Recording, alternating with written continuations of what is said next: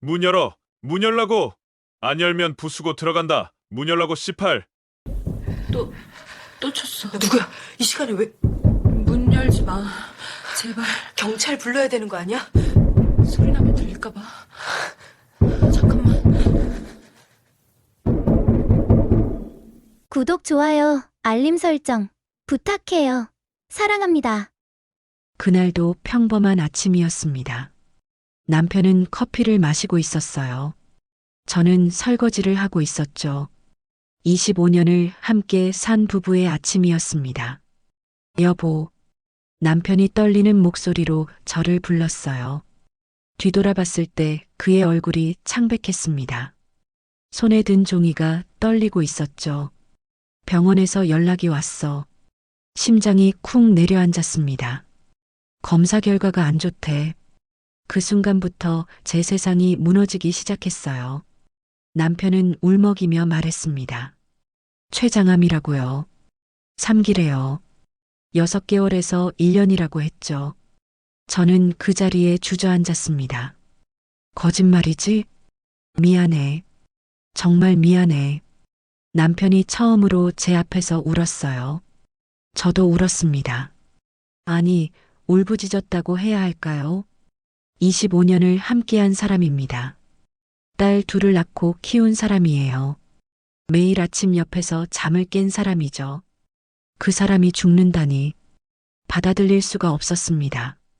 치료는? 수술은 안 돼? 의사 선생님이 이미 늦었대. 항암은? 해볼 수는 있지만 확률이. 남편의 목소리가 끊겼어요. 저는 떨리는 손으로 핸드폰을 꺼냈습니다. 췌장암을 검색했죠. 나온 글들을 읽을수록 절망스러웠어요. 생존율 낮음, 조기 발견 어려움, 진행 빠름, 딸들한테는 말하지 말자. 나중에 얘기하고. 남편이 말했어요. 그래, 그래야지. 저는 고개를 끄덕였습니다. 그날부터 저희 집엔 침묵이 흘렀어요. 무거운 공기가 집안을 가득 채웠죠. 남편은 며칠 뒤 다시 병원에 다녀왔습니다. 진단서를 들고 왔어요. 상급 종합병원 도장이 찍힌 서류였죠. 항암 치료를 시작하래. 일주일에 3번씩. 비용은 한 달에 300만 원 정도. 숨이 막혔습니다. 저희 집은 넉넉하지 않았어요. 남편은 자영업을 했고 저는 식당에서 일했죠. 결혼 후 만든 공동 통장에 5천만 원 정도 있었습니다. 보험은? 암보험이 좀 부족해. 실비로는 전액 커버가 안 된대. 저는 계산기를 두드렸어요. 300만 원 곱하기 12달. 3,600만 원입니다. 거기다 검사비, 입원비, 약값까지 더하면 다 쓰게 되겠네. 미안해. 무슨 소리야. 당신 살려야지. 저는 남편의 손을 꽉 잡았습니다. 그렇게 치료가 시작됐어요. 남편은 매주 병원에 다녔습니다. 저는 그를 데려다주고 데려왔죠.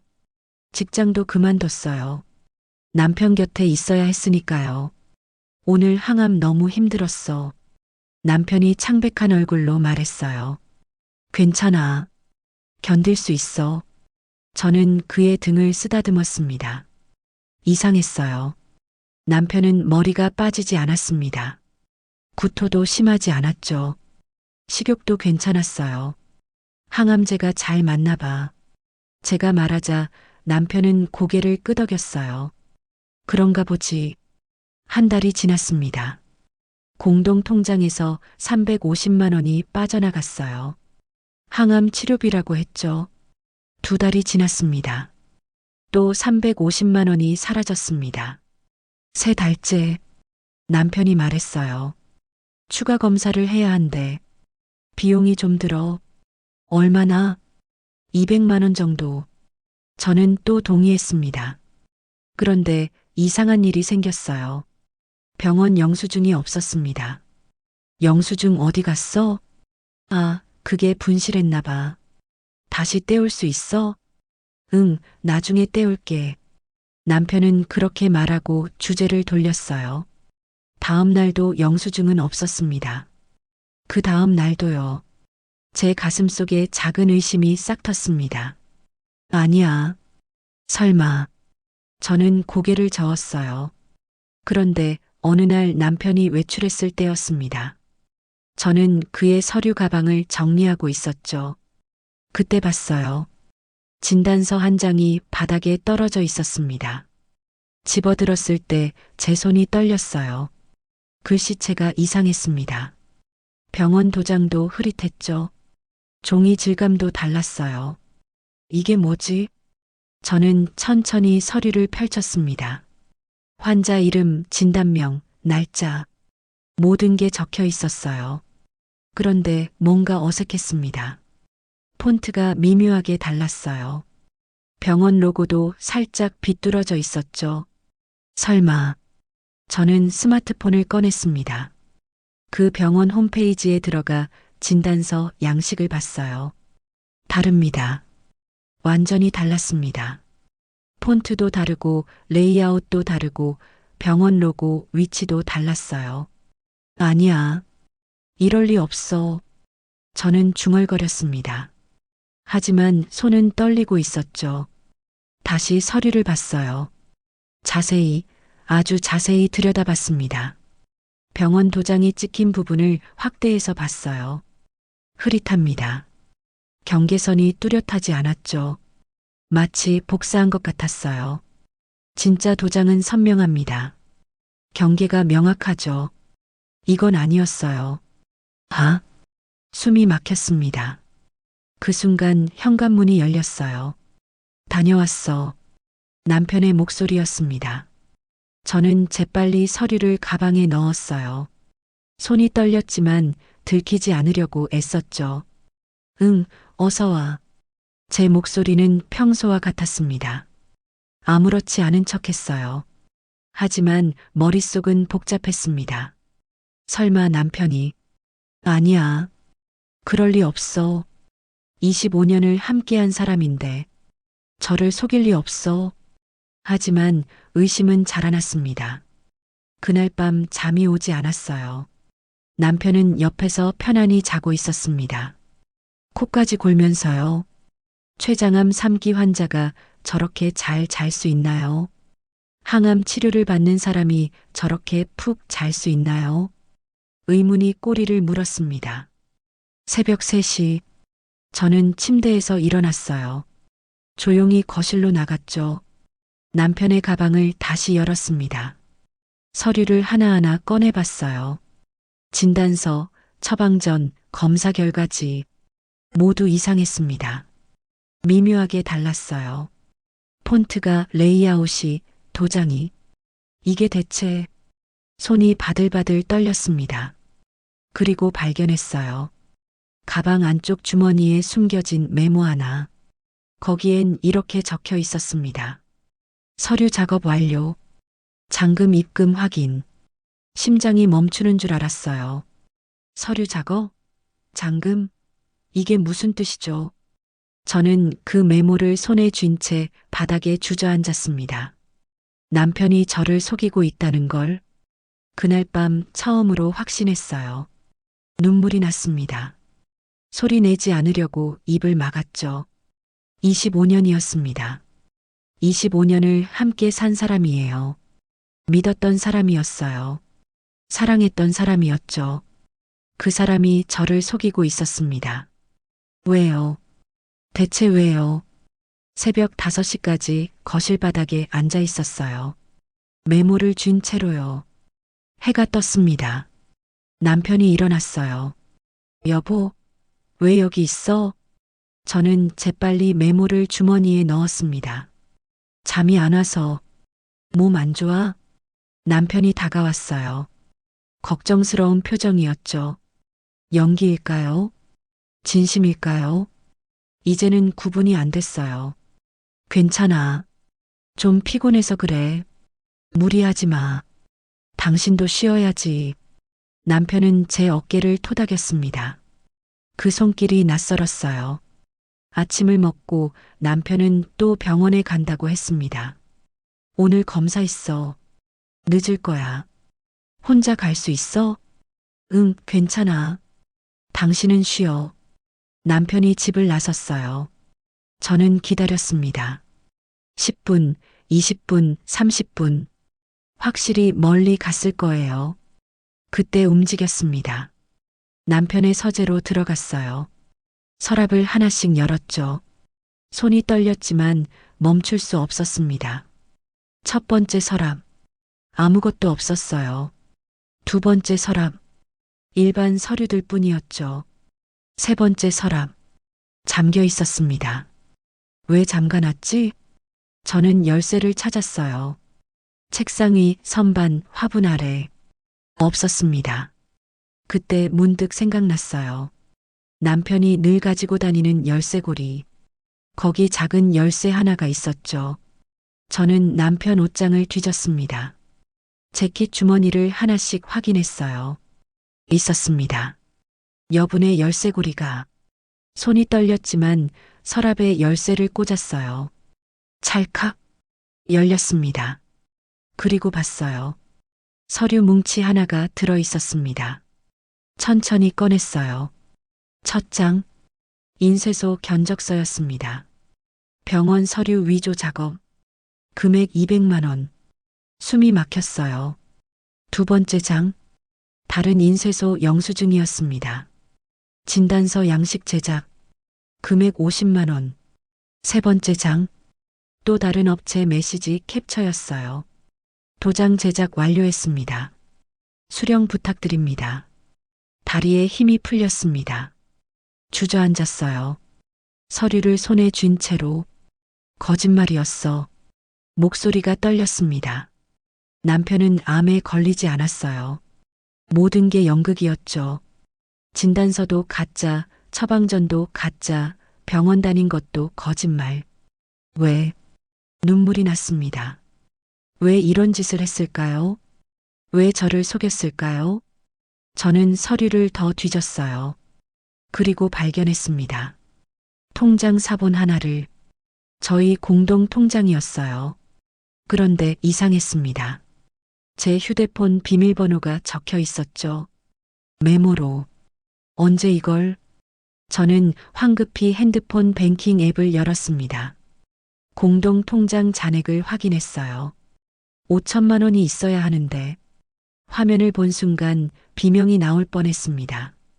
잔액 30만 원. 뭐야? 이게 무슨... 손가락이 떨렸지만 거래 내역을 눌렀어요. 출금 내역이 주르륵 나왔습니다. 300만 원 출금, 300만 원 출금, 200만 원 출금. 모두 남편 개인 계좌로였어요. 그리고 알았습니다. 입출금 알림 문자가 제 폰에 와도 남편이 먼저 확인하고 삭제했다는 거요. 당신 폰 내가 확인해 줄게. 스팸 문자 많잖아. 남편이 했던 말이 떠올랐어요. 그때부터였습니다. 제 폰을 자주 만졌던 게 미쳤어. 완전히 미쳤어. 저는 소리내어 울었습니다. 25년을 모은 돈이었어요. 딸들 대학 등록금, 결혼 자금, 노후 준비. 다 사라졌습니다. 전화를 걸었어요. 남편에게. 신호가 갔죠. 한 번, 두 번, 세 번. 여보. 남편이 받았습니다. 지금 어디야? 병원. 검사 중이야. 왜? 거짓말이었습니다. 목소리가 너무 편안했어요. 배경 소음도 없었죠. 집에 와. 응? 무슨 일인데? 당장 와. 저는 전화를 끊었습니다. 손이 떨렸지만 증거를 챙겼어요. 서류들을 사진으로 찍었죠. 하나하나 빠짐없이. 위조 서류, 인쇄소 영수증, 통장 내역. 모두 저장했습니다. 30분 뒤 현관문이 열렸어요. 왜 갑자기 오라고 그래? 검사 취소하고 왔잖아. 남편이 들어왔습니다. 저는 거실 소파에 앉아 있었어요. 서류를 테이블 위에 펼쳐놓고요. 남편이 그걸 봤을 때 얼굴이 하얗게 질렸어요. 이게 설명해봐. 제 목소리는 차가웠습니다. 저게 그게 아니라 암에 안 걸렸지? 침묵. 서류 다 위조했지? 침묵. 우리 돈 다 가져갔지? 남편이 고개를 숙였습니다. 미안해. 미안하다고? 저는 웃음이 나왔어요. 비참한 웃음이었죠. 25년을 속인 게 미안하다는 말 한마디로 끝나? 할 말이 없어. 남편은 바닥을 봤습니다. 왜 그랬어? 사업이 망했어. 뭐? 3년 전부터 빚이 쌓였어. 감당이 안 됐어. 남편의 목소리가 떨렸어요. 그래서 날 속인 거야? 암 환자 흉내를 낸 거야? 다른 방법이 없었어. 당신이 돈을 안 줬잖아. 남편이 갑자기 소리쳤습니다. 저는 믿을 수가 없었어요. 피해자가 가해자한테 화를 내고 있었어요. 내가 안 줬다고? 내가 맨날 아끼자고만 했잖아. 저축하자고. 딸들 결혼 자금 모으자고. 그게 잘못이야? 내 사업은? 내 인생은? 남편이 테이블을 쾅 쳤습니다. 당신 사업 때문에 우리 평생 모은 돈을 다 써야 해? 부부잖아. 함께 사는 거잖아. 함께 산다는 게 속이고 훔치는 거야? 제 목소리도 커졌습니다. 남편은 대답하지 못했어요. 돈 어디 썼어? 빚 갚는데. 얼마나? 4천만 원. 저는 한숨이 나왔어요. 나머지는? 침묵. 나머지 1,000만 원은 어디 갔냐고. 생활비. 거짓말이었습니다. 눈빛을 보면 알 수 있었어요. 거짓말하지 마. 진짜야. 영수증 보여줘. 어디 썼는지. 남편은 입을 다물었습니다. 그때 그의 핸드폰이 울렸어요. 진동 소리가 거실에 울렸죠. 남편이 재빨리 핸드폰을 집으려 했습니다. 하지만 저도 봤어요. 화면에 뜬 이름을. 수진. 누구죠? 수진이가 누구예요? 전화 받아. 아니야, 그냥 받으라고. 저는 차가운 목소리로 말했습니다. 남편은 떨리는 손으로 전화를 받았어요. 응, 지금은 나중에 전화할게. 스피커폰을 켰습니다. 제가 버튼을 눌렀죠. 오빠, 오늘 못 와? 약속했잖아. 여자 목소리였어요. 젊은 목소리였죠. 지금 좀 상황이. 또 아내 때문이야? 맨날 그러네. 심장이 얼어붙었습니다. 아내. 제가 전화기에 대고 말했어요. 누구세요? 상대방이 놀란 듯 숨을 멈췄습니다. 아, 죄송. 뚝. 전화가 끊겼어요. 저는 남편을 봤습니다. 남편은 창백한 얼굴로 서 있었죠. 수진이가 누구야? 아무도 아니야. 아무도 아닌 사람이 너를 오빠라고 불러? 그냥 동생 같은. 거짓말하지 마. 저는 소리쳤습니다. 남편은 뒷걸음질 쳤어요. 내 돈 그 여자한테 쓴 거지? 침묵이 답이었습니다. 그 순간 모든 게 무너졌어요. 25년의 결혼이, 믿었던 모든 것이. 나가. 여보. 당장 나가라고. 남편은 뭔가 말하려 했지만 제 얼굴을 보고는 입을 다물었어요. 집 나가. 다시는 돌아오지 마. 남편이 문을 열고 나갔습니다. 쿵. 문이 닫혔어요. 저는 그 자리에 주저앉았습니다. 그리고 울었어요. 세상이 끝난 것 같았어요. 얼마나 울었을까요? 해가 저물었습니다.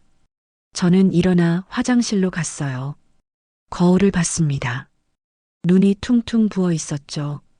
이제 어떡하지? 중얼거렸습니다. 돈도 없고 남편도 없고 남은 건 배신감뿐이었어요. 핸드폰을 꺼냈습니다.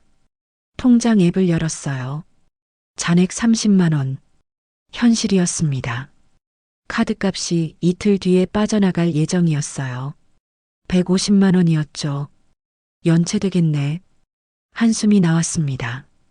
그날 밤 잠을 이룰 수 없었어요. 천장만 바라봤습니다. 새벽 2시쯤 문자가 왔어요. 남편이었습니다. 미안해. 정말 미안해. 용서해줘. 삭제했습니다. 또 문자가 왔어요.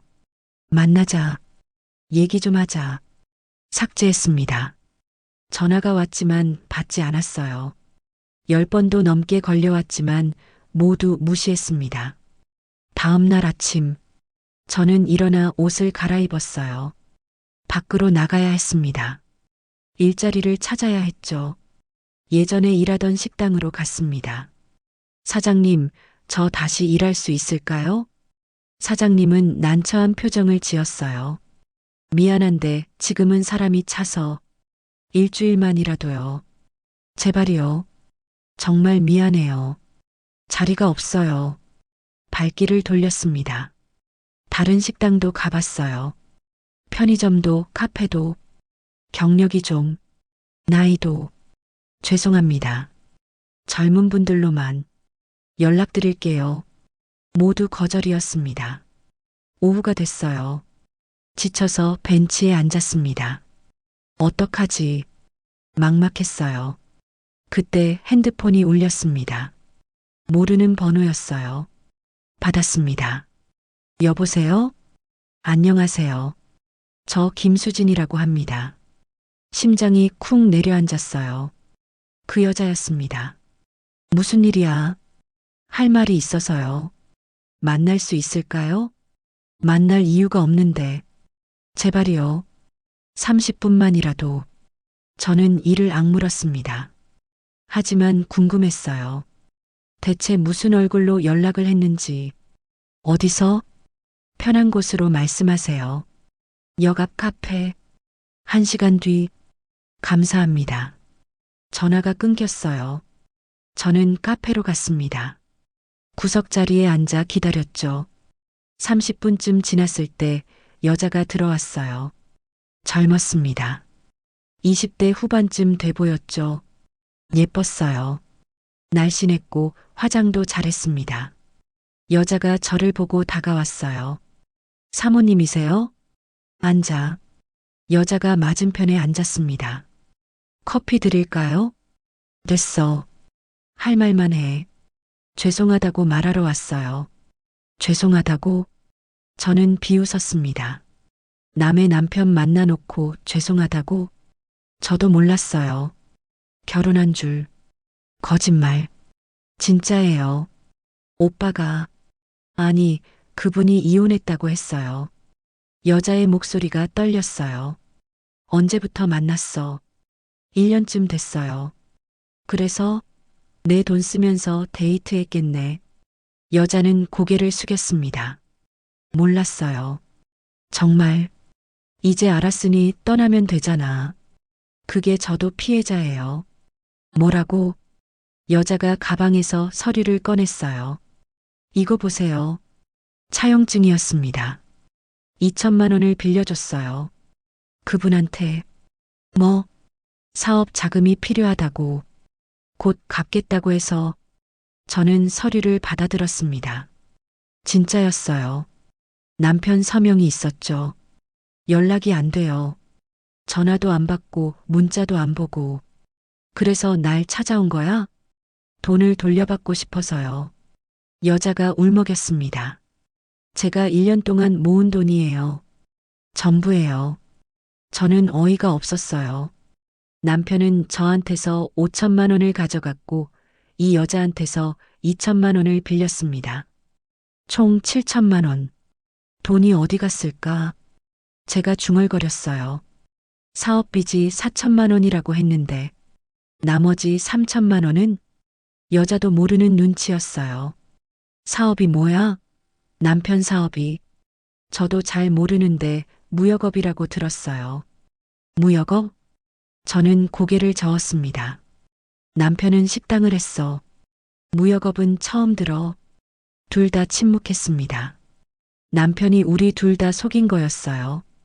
경찰에 신고해야 할 것 같아요. 여자가 말했습니다. 사기죄로요. 저도 생각은 했었어요. 하지만 남편입니다. 25년을 함께 산 사람이에요. 생각해 볼게. 여자는 명함을 건넸어요. 연락 주세요. 저도 돈 돌려받아야 해요. 알겠어. 여자가 일어났습니다. 정말 죄송해요. 저도 속았어요. 여자가 나갔어요. 저는 혼자 남았습니다. 커피를 시켜서 마셨죠. 쓰고 차가웠습니다. 7천만 원. 대체 어디에 쓴 걸까요? 집으로 돌아가는 길.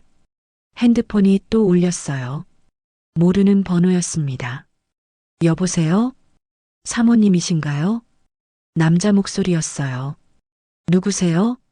저는 사채업을 하는 사람인데요. 남편분이 돈을 빌려가셨어요. 식은땀이 났습니다.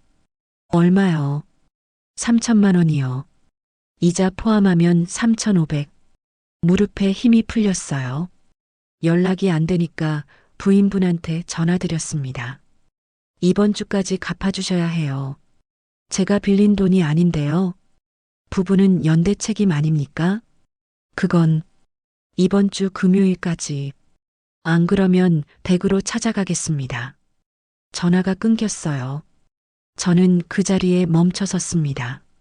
사채? 남편이 사채까지 썼어요. 3천만 원. 도대체 어디에 쓴 거예요? 집에 도착했을 때 다리에 힘이 없었습니다. 문을 열고 들어갔어요. 거실에 주저앉았습니다. 어떡하지? 답이 없었어요. 카드 연체에 사채 독초까지. 저는 절벽 끝에 서 있었습니다. 그날 밤 악몽을 꿨어요. 사채업자들이 집에 쳐들어오는 꿈이었습니다. 비명을 지르며 깼죠. 새벽 4시였어요. 잠을 다시 잘 수 없었습니다. 일어나서 거실로 나갔어요. 남편의 서류를 다시 펼쳤습니다. 뭔가 단서가 있을 거예요. 돈이 어디 갔는지, 진실이 뭔지. 저는 서류를 하나하나 다시 봤어요. 그리고 발견했습니다. 작은 메모 하나를. 보험금 수령 예정. 사고 후 3개월. 보험금? 무슨 보험이죠? 저는 황급히 검색을 시작했어요. 남편 이름, 보험 가입 내역. 아무것도 나오지 않았습니다. 그런데 문득 생각났어요. 혹시 제 명의로 가입한 건 아닐까요? 제 이름으로 검색했습니다. 그리고 알게 됐어요. 남편이 제 명의로 보험을 들었다는 걸. 수억 원짜리 사망보험이었어요. 피보험자는 저였습니다. 수익자는 남편이었죠. 미쳤어. 손이 떨렸습니다. 남편이 절 죽이려 했던 걸까요? 보험금을 타려고. 아니에요. 설마. 하지만 모든 상황이 그걸 가리키고 있었어요. 저는 그 자료를 프린트했습니다. 증거로 남겨야 했어요. 해가 떴습니다. 저는 결심했어요. 이대로는 안 되겠다고. 진실을 밝혀내야 한다고. 복수를 해야 한다고. 경찰서로 가야겠어요. 경찰서 문 앞에 섰을 때 다리가 떨렸어요. 하지만 들어갔습니다. 신고하러 왔다고 말했죠. 경찰관이 서류를 받아들고 진술서를 작성하라고 했습니다. 저는 1시간 동안 진술했어요. 남편의 거짓말, 위조 서류, 통장 인출, 사채, 보험까지 모든 걸 얘기했죠. 핸드폰에 저장해둔 증거 사진들을 보여줬습니다. 경찰관은 꼼꼼히 확인하더니 접수하겠다고 했어요. 남편 연락처를 불러줬습니다. 조사 들어가겠다는 말을 들었죠. 경찰서를 나왔습니다. 가슴이 두근거렸어요. 이제 돌이킬 수 없는 강을 건넌 거였죠. 집으로 돌아가는 길. 핸드폰이 울렸습니다. 남편이었어요. 받지 않았습니다. 문자가 왔어요. 경찰한테 신고했냐는 내용이었죠. 미쳤냐고 물었습니다. 삭제했습니다. 또 문자가 왔어요. 취하해달라고. 제발 얘기 좀 하자고. 삭제했습니다. 전화가 10번도 넘게 왔지만 모두 무시했어요. 집에 도착했을 때 누군가 문 앞에 서 있었습니다. 남자 둘이었어요. 험상궂게 생겼죠. 사채업자들이었습니다. 남편 어디 있냐고 물었어요. 모른다고 했죠. 연락도 안 된다고 말했습니다. 그럼 제가 갚아야 한다고 했어요. 저는 단호하게 거절했습니다. 제가 빌린 돈이 아니라고요. 부부라고 해도 법적으로 그렇지 않다고 말했죠. 더 할 말 없으면 가라고 했습니다. 문을 열고 들어갔어요. 남자들은 뭔가 중얼거리다가 떠났습니다. 문을 닫고 나니 다리에 힘이 풀렸습니다. 무서웠어요. 하지만 물러설 수 없었죠. 그날 밤 핸드폰을 꺼냈습니다. 통장 앱을 다시 확인했어요. 잔액 30만 원. 카드값 150만 원은 어제 연체됐습니다. 연체 이자가 붙기 시작했어요. 막막했습니다. 냉장고를 열었어요. 거의 텅 비어 있었습니다. 라면 2개, 김치, 계란 3개. 그게 전부였어요. 일주일은 버틸 수 있겠다는 생각이 들었습니다. 쓸쓸한 웃음이 나왔어요. 다음 날 아침 저는 다시 일자리를 찾으러 나갔어요. 구청 일자리 센터에 갔습니다. 상담사가 제 나이와 경력을 보고 난처한 표정을 지었어요. 요즘 구하기 힘들다고 했죠. 그래도 등록은 해뒀습니다. 하지만 기대하지 않았어요. 표정을 보면 알 수 있었거든요. 집으로 돌아오는 길, 마트 앞을 지나갔습니다. 전단지를 나눠주는 아르바이트생이 보였어요. 혹시 아르바이트 자리가 있냐고 물었습니다. 매니저가 나왔어요. 제 나이를 듣더니 난처해했죠. 대학생 위주로 뽑는다고 했습니다. 시급 적게 받아도 된다고 애원했지만 거절당했어요. 또 거절이었습니다. 편의점도 가봤습니다. 카페도 음식점도 모두 나이를 보고 고개를 저었어요. 해가 저물었습니다. 지쳐서 집으로 돌아왔어요. 현관문을 여는데 누군가 뒤에서 불렀습니다. 남편이었어요. 왜 왔냐고 물었죠. 얘기 좀 하자고 했습니다. 할 말 없다고 했어요. 남편이 애원했습니다. 5분만이라고요.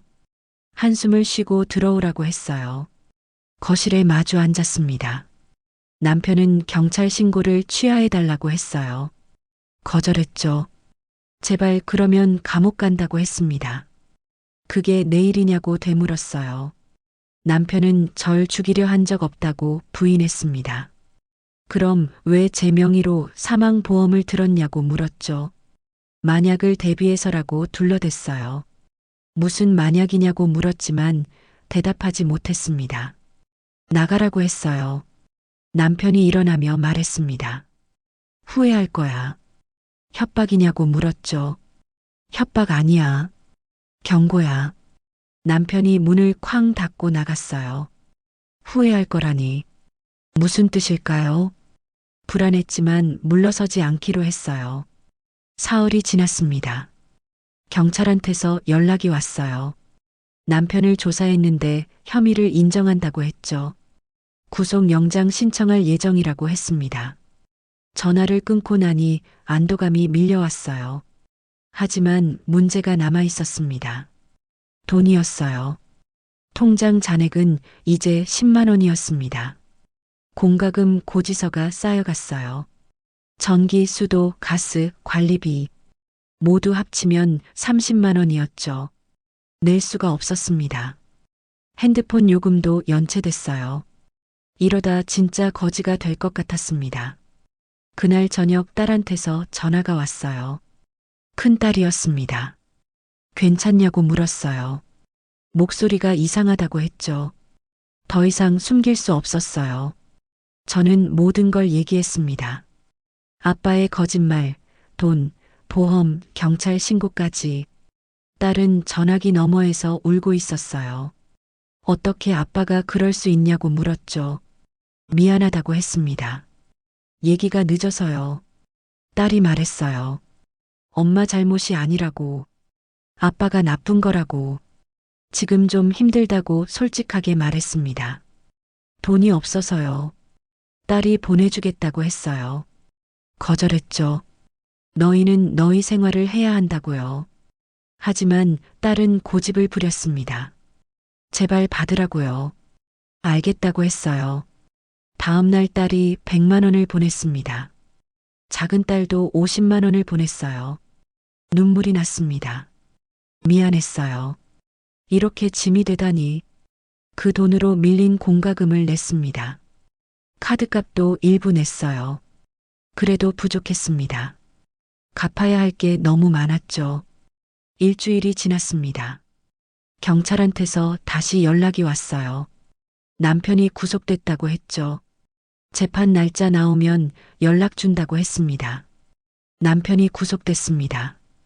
이상한 기분이었어요. 시원하기도 하고 씁쓸하기도 했죠. 25년을 함께 산 사람이 감옥에 갔습니다. 복잡한 감정이 밀려왔어요. 분노, 슬픔, 허탈함이 뒤섞였습니다. 그날 밤 수진한테서 전화가 왔어요. 구속됐다는 소식을 들었다고 했습니다. 자기도 고소했다고 했어요. 사기죄로요. 잘했다고 말해줬습니다. 수진이 한 가지 더 알아낸 게 있다고 했어요. 남편이 도박을 했다는 거였죠. 온라인 카지노에서 2천만 원을 날렸다고 했습니다. 심장이 내려앉았습니다. 이제 퍼즐이 맞춰졌어요. 5천만 원에서 4천만 원은 빚 갚는 데 썼습니다. 수진한테 빌린 2천만 원 중 일부는 도박에 날렸죠. 사채 3천만 원도 도박 빚이었을 거예요. 완전히 망가진 사람이었습니다. 도박 중독자였던 거죠. 전화를 끊었습니다. 저는 소파에 누웠어요. 천장을 봤습니다. 어떻게 이렇게 됐을까요? 한 달 전만 해도 평범한 주부였어요. 남편과 딸들이 있는 평범한 가정이었죠. 그런데 지금은 모든 게 무너졌습니다. 돈도 없고 남편도 없고 집도 곧 잃을 것 같았어요. 눈물이 났습니다. 하지만 울고만 있을 순 없었어요. 살아야 했으니까요. 다음 날 저는 친구 진이한테 전화했습니다. 도움이 필요하다고 했어요. 진이가 물었죠. 무슨 일이냐고요? 상황을 설명했습니다. 진이는 듣고 나서 한숨을 쉬었어요. 우리 집에 와. 일단 자기 집에 오라고 했죠. 혼자 있지 말라고요. 고맙다고 말했습니다. 저는 짐을 쌌습니다. 옷 몇 벌과 서류들. 그게 전부였어요. 25년을 산 집을 떠나는 건데 짐이 이렇게 적었습니다. 허무했어요. 진이 집으로 갔습니다. 진이가 문을 열어줬어요. 들어오라고 했죠. 미안하다고 했습니다. 패 끼쳐서요. 무슨 소리. 친구 좀 도와주는 게 뭐가 패야. 진이가 저를 안아줬습니다. 그 순간 눈물이 쏟아졌어요.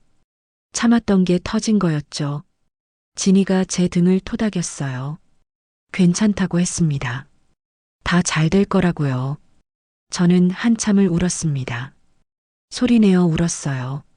세상이 무너진 것 같았습니다. 그날 밤 진이 집 작은 방에서 잤어요. 낯선 천장이었지만 오랜만에 편하게 잘 수 있었습니다. 안전하다는 느낌이 들었어요.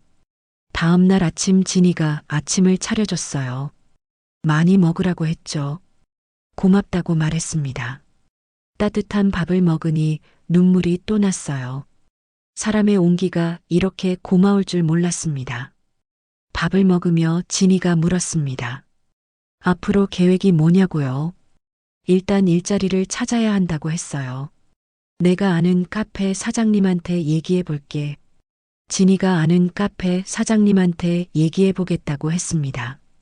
사람 구한다고 했거든요. 정말 고맙다고 말했어요. 진이가 없었으면 어떻게 됐을까요? 진이 덕분에 이틀 뒤 카페 면접을 봤어요. 사장님은 중년 여성이었습니다. 진이한테 얘기 들었다고 했어요. 힘들었겠다고 했죠. 괜찮다고 대답했습니다. 일 배우는 거 어렵지 않아요.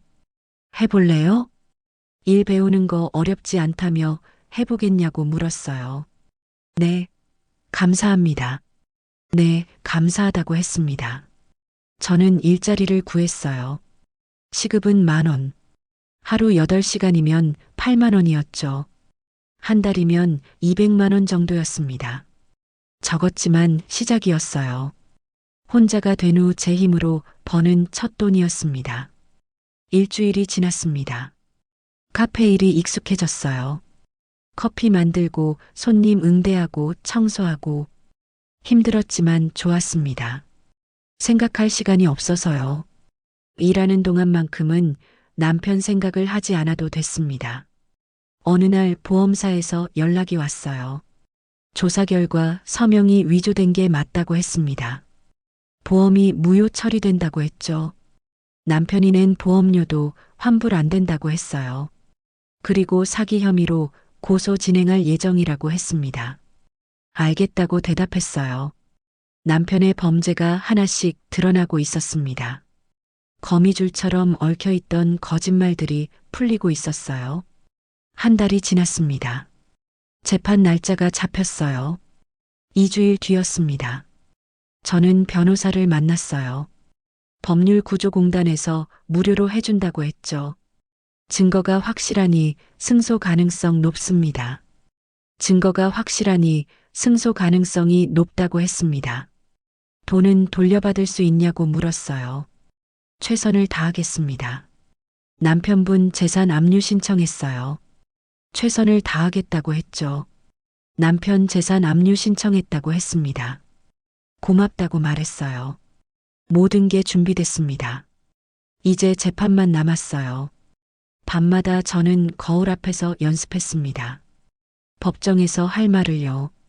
남편 앞에서 무너지지 않으려고요. 당당하게 진실을 말하려고요. 목소리가 떨렸지만 계속 연습했어요. 연습할수록 목소리가 단단해졌습니다. 재판 전날 밤 잠을 이룰 수 없었어요. 긴장됐습니다. 하지만 두렵지는 않았어요. 제가 옳았으니까요. 새벽에 일어나 샤워를 했습니다. 단정한 옷을 입었죠. 거울을 봤어요. 야윈 얼굴이었지만 눈빛은 강했습니다. 할 수 있다고 스스로에게 말했어요. 해낼 거라고요. 아침이 밝았습니다. 재판 날이었어요. 선고 공판 날이었습니다. 저는 법정에 섰어요.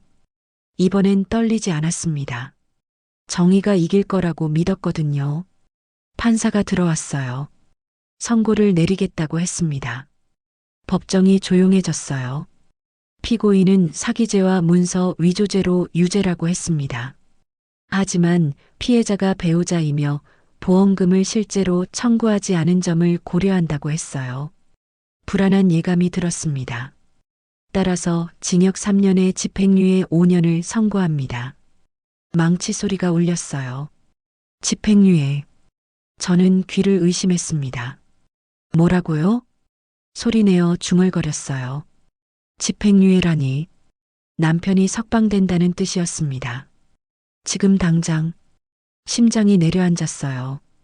또한 피해자에게 2천만 원을 배상하라고 명령한다고 했습니다. 분할 납부 가능하다고 했죠. 저는 믿을 수가 없었어요. 남편은 고개를 들었습니다. 저를 봤어요. 입꼬리가 올라갔습니다. 웃고 있었어요. 소름이 돋았습니다. 법정을 나올 때 다리에 힘이 없었어요. 진이가 부축해줬습니다. 이게 말이 돼? 집행유예라고? 제가 물었어요. 법이 원래 그래. 부부간 금전거래는 민사라서. 진이가 설명했지만 귀에 들어오지 않았습니다. 남편이 나왔어요. 수갑도 없었습니다. 저를 보더니 다가왔어요. 고생했어. 비꼬는 투였습니다. 신고한 거 후회하게 해줄게. 속삭이듯 말했어요. 식은땀이 났습니다. 뭐? 잘 들어. 넌 곧 죽을 거야. 사고로. 남편이 웃으며 말했습니다. 그럼 보험금 6억이 내 거지. 심장이 멎는 줄 알았어요. 남편은 그냥 걸어갔습니다. 유유히. 저는 그 자리에 얼어붙었어요. 진이가 소리쳤습니다. 지금 뭐라고 한 거야? 경찰 불러. 하지만 남편은 이미 멀어지고 있었습니다. 저는 경찰한테 달려갔어요. 방금 협박당했다고 말했습니다. 무슨 말을 했나요? 날 죽이겠다고 했어요. 증거가 있나요? 녹음이나? 없어요. 하지만 분명히 들었어요. 경찰은 난처한 표정을 지었습니다. 증거 없으면 저희도 어쩔 수 없습니다. 혹시 또 협박하면 그때 녹음하세요. 허탈했어요. 집으로 돌아가는 길. 저는 계속 뒤를 돌아봤습니다. 누가 따라오는 것 같았거든요. 아무도 없었어요. 하지만 불안했습니다. 진이 집에 도착했을 때 온몸이 떨렸어요. 괜찮아. 내가 있잖아. 진이가 위로해줬지만 소용없었습니다. 그날 밤 잠을 이룰 수 없었어요. 남편의 말이 계속 맴돌았습니다. 넌 곧 죽을 거야. 사고로 이틀이 지났습니다. 저는 카페로 출근했어요. 일을 해야 했으니까요.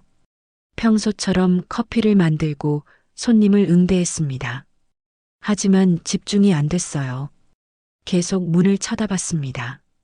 남편이 들어올까 봐요. 퇴근 시간이 됐습니다. 밖으로 나가는데 누군가 뒤에서 어깨를 잡았어요. 으악! 비명을 지르며 돌아봤습니다. 손님, 지갑 떨어뜨리셨어요. 낯선 남자였어요. 손님이었습니다. 아, 죄송해요. 감사합니다. 지갑을 받아들었어요. 손이 떨렸습니다. 집으로 돌아갔습니다. 골목길이 무서웠어요. 가로등이 어두웠습니다. 뛰어서 집까지 갔어요. 문을 열고 들어갔을 때 이상한 느낌이 들었습니다. 뭔가 달랐어요. 거실을 둘러봤습니다. 가구 배치는 그대로였어요. 하지만 공기가 달랐습니다. 누가 들어온 것 같았어요. 침실로 갔습니다. 옷장을 열었어요.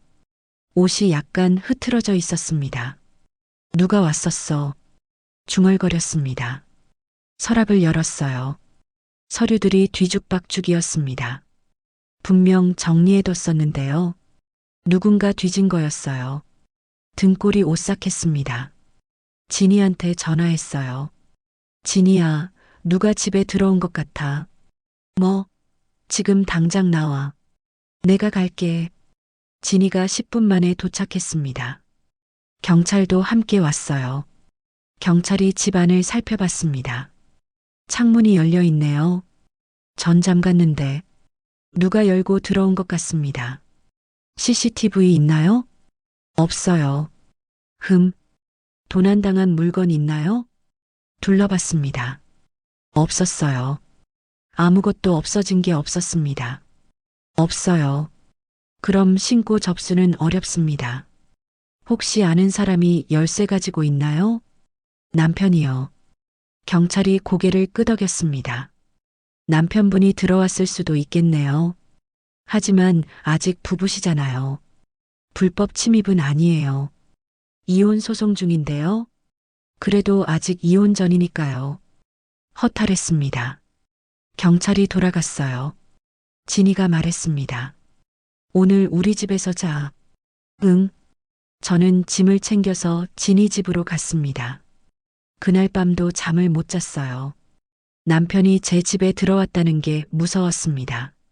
뭘 하려고 들어온 걸까요? 사흘째 되는 날, 저는 출근했어요. 카페 문을 열었습니다. 가스 냄새가 났어요. 이상한데, 주방으로 갔습니다. 가스레인지를 확인했어요. 밸브가 열려 있었습니다. 내가 잠갔는데, 분명히 어젯밤 퇴근할 때 확인했었어요. 사장님을 불렀습니다. 사장님, 가스 밸브가 열려 있었어요. 뭐? 어젯밤에 확인했는데. 사장님도 놀랐어요. 누가 열었나? CCTV를 확인했습니다. 새벽 3시쯤 누군가 가게에 들어왔어요. 얼굴이 보이지 않았습니다. 모자를 깊이 눌러쓰고 마스크를 했죠. 그 사람은 주방으로 가서 가스 밸브를 열었습니다. 그리고 나갔어요. 미쳤네. 폭발시키려고 했나? 사장님이 경찰에 신고했습니다. 경찰이 왔어요. CCTV를 확인했지만 얼굴이 안 보였습니다. 범인 특정이 어렵겠네요. 누가 원한이 있나요? 제 남편이요. 증거가 있나요? 없어요. 하지만 분명 남편이에요. 경찰은 조사하겠다고 했지만 기대하지 않았습니다. 그날 저는 조퇴했어요. 무서웠거든요. 진이 집으로 돌아가는 길, 횡단보도를 건넜습니다. 갑자기 차 한 대가 속도를 내며 달려왔어요. 위험해. 누군가 저를 잡아당겼습니다. 차가 제가 서 있던 자리를 스쳐 지나갔어요. 심장이 터질 것 같았습니다. 괜찮으세요? 낯선 남자가 물었어요. 네, 감사합니다. 차는 이미 사라지고 없었습니다. 번호판도 못 봤어요. 다리에 힘이 풀렸습니다. 그 자리에 주저앉았어요. 고의였어. 분명히 고의였어. 중얼거렸습니다. 남자가 저를 일으켜 세웠어요. 경찰을 부르겠냐고 물었죠. 고개를 저었습니다. 소용없을 거였어요. 증거가 없으니까요. 집에 도착했을 때 진이가 깜짝 놀랐어요. 얼굴이 왜 그래? 모든 걸 얘기했습니다. 가스밸브, 차 사고. 진이가 화를 냈어요. 미친놈. 진짜 죽이려고 하네. 어떡하지 진이야. 증거가 없어. 경찰도 안 믿어. CCTV 달아야겠어. 내 주변에. 소용없어. 얼굴 가리면 끝이야. 그럼 넌 어떡하고? 저는 대답할 수 없었어요. 그날 밤 핸드폰이 울렸습니다. 모르는 번호였어요. 받았습니다. 여보세요? 숨소리만 들렸습니다. 누구세요? 곧 만나게 될 거야. 남편 목소리였어요. 뭐? 하늘나라에서 전화가 끊겼습니다. 손이 떨렸습니다. 핸드폰을 떨어뜨렸어요. 진이가 달려왔어요. 무슨 일이야? 남편이 전화했어. 죽인다고. 녹음했어? 못했어. 진이가 제 어깨를 잡았습니다. 이제 진짜 대책을 세워야 해. 경찰이 안 도와주면 우리가 증거를 만들어야 해. 어떻게? 녹음 기사. 항상 가지고 다녀. 그리고 CCTV도 내 집에 몰래 설치하자. 진이 말이 맞았어요. 다음 날 저는 초소형 녹음기를 샀습니다. 핸드폰에 녹음 앱도 깔았어요. 집에는 숨겨진 CCTV를 설치했습니다. 진이가 도와줬죠. 무장했습니다. 증거를 모으기 위해서요. 이틀 뒤 또 전화가 왔어요. 이번엔 준비됐습니다. 녹음 버튼을 눌렀어요. 여보세요? 잘 지내? 남편이었습니다. 무슨 일이야? 곧 사고가 날 거야. 너한테 협박이야? 협박 아니야. 예고지. 왜 이러는 거야? 넌 날 신고했잖아. 창피당하게 했잖아. 당연한 거 아니야? 넌 날 속였어. 그래서 대가를 치러야지. 목숨으로. 미쳤어? 미쳤지. 내가 미치게 만들었어. 보험금 때문이지? 6억 때문이지? 똑똑하네. 넌 죽고 난 부자 되는 거야. 안 될 거야. 두고 봐. 완벽한 사고로 죽을 거야. 전화가 끊겼습니다. 저는 녹음 파일을 저장했어요. 떨리는 손으로요. 증거를 확보했습니다. 경찰서로 달려갔어요. 들어보세요. 제 남편이 절 죽이겠다고 협박했어요. 경찰관이 녹음을 들었습니다. 이건 명백한 협박이네요. 신고 접수하겠습니다. 남편을 잡아주세요. 제발이요. 소환해서 조사하겠습니다. 경찰이 남편을 소환했어요. 하지만 남편은 나타나지 않았습니다. 주소지에도 없었어요. 핸드폰도 꺼져 있었죠. 도망친 거였습니다. 경찰이 수배령을 내렸어요. 하지만 쉽게 잡히지 않았습니다. 일주일이 지났습니다. 저는 카페에서 일했어요. 항상 주변을 경계하며요. 퇴근길이었습니다. 골목을 지나가고 있었어요. 갑자기 뒤에서 누가 저를 밀었습니다. 으악! 계단에서 굴러떨어졌어요. 머리를 세게 부딪혔습니다. 정신이 흐릿해졌어요. 누군가 다가오는 발소리가 들렸습니다. 이제 끝이야. 남편 목소리였어요. 저는 눈을 떴습니다. 남편이 서 있었어요. 손에 뭔가 들고 있었죠. 벽돌이었습니다. 잘 가. 남편이 벽돌을 들어 올렸어요. 그때였습니다. 경찰이다. 꽉 잡아. 경찰들이 달려왔어요. 남편이 놀라서 도망쳤습니다. 하지만 경찰들이 붙잡았어요. 나라고. 남편이 발버둥 쳤지만 소용없었습니다. 경찰관이 저한테 다가왔어요. 괜찮으세요? 네.